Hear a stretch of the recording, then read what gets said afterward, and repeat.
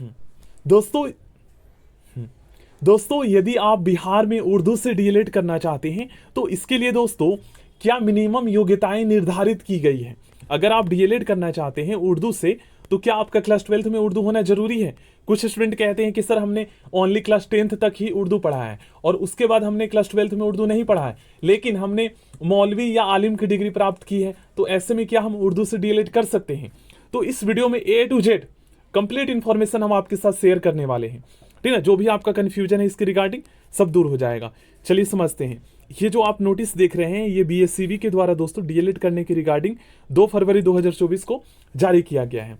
देखिए मैं आपको बता देता हूं, अगर आपने ओनली क्लास 10th तक ही, ठीक ना, ओनली क्लास 10th तक ही आपने उर्दू पढ़ा है, लेकिन 12th में आपने उर्दू नहीं पढ़ा है, लेकिन आपने किसी मान्यता प्राप्त बोर्ड से, किसी यूनिवर्सिटी से, कॉलेज से आपने आलिम की डिग्री या मौलवी की डिग्री प्राप्त की है, तो आपका वो जो डिग्री है ना वो क्लास 12th के बराबर ही होता है, ठीक ना। तो आप जो है उर्दू से डीएलएड कर सकते हो। जब आप फॉर्म भरोगे तो उसमें ऑप्शन एक ही आएगा कि क्या आपका क्लास 12th में उर्दू था, तो अगर आप उसको सिलेक्ट करोगे तो आपके उर्दू के एंट्रेंस एग्जाम में 25 क्वेश्चन आएंगे और आप करोगे जब ही जाके जो है आपको उर्दू से डीएलएड हो पाएगा। अब ऑप्शन एक ही आता है, तो कुछ स्टूडेंट सोचते हैं कि हमारा क्लास 12th में तो उर्दू नहीं था, 10th में ही था, लेकिन हमने मौलवी आलिम की डिग्री प्राप्त की है, तो ये तो ऑप्शन आ नहीं रहा है जब हम फॉर्म भर रहे हैं बिहार डीएलएड एंट्रेंस एग्जाम का।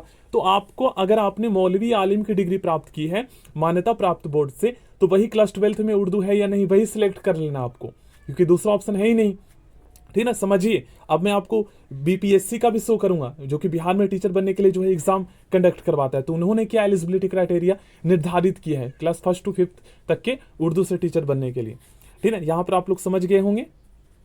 देखिए ये जो आप प्रोस्पेक्टस देख रहे हैं ये बीपीएससी के द्वारा जारी किया गया है क्लास 1 से लेकर 5 तक के टीचर बनने के लिए।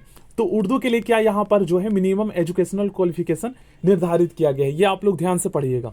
देखिए यहाँ पर वर्ग मतलब क्लास 1 से 5 के उर्दू पदों पर बिहार राज्य मदरसा शिक्षा बोर्ड या मौलाना मजहरूल हक अरबी एवं फारसी विश्वविद्यालय पटना द्वारा प्रदत्त मौलवी या आलिम अथवा किसी मान्यता प्राप्त बोर्ड से उर्दू में इंटरमीडिएट, ठीक है, क्लास 12th में 50% अंकों के साथ, अथवा किसी मान्यता प्राप्त विश्वविद्यालय से उर्दू में स्नातक की शैक्षणिक योग्यता मान्य होगी। कहने का मतलब यह है कि अगर आपका क्लास 12th में उर्दू नहीं था, लेकिन आपने जो है किसी मान्यता प्राप्त बोर्ड से, कोई जरूरी नहीं है कि वो जो है मौलाना मजहरूल हक से ही होना चाहिए, किसी मान्यता प्राप्त बोर्ड से आलिम या मौलवी की डिग्री प्राप्त की है, तो आप एलिजिबल हो डीएलएड करने के लिए, ठीक है ना।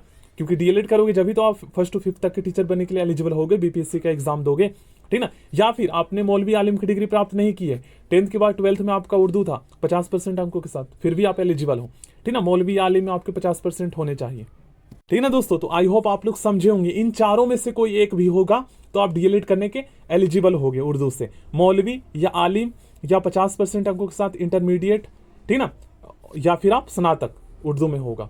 और मौलवी आलिम में 50% अंक होने चाहिए। जैसे 100 नंबर का पेपर हुआ तो 50 नंबर होना चाहिए, 80 का हुआ तो 40 होना चाहिए, ठीक ना। तो देखिए जब आप फॉर्म भरेंगे बिहार डीएलएड का तो उसमें ऑप्शन में आएगा कि क्या आपका क्लास 12th में उर्दू था।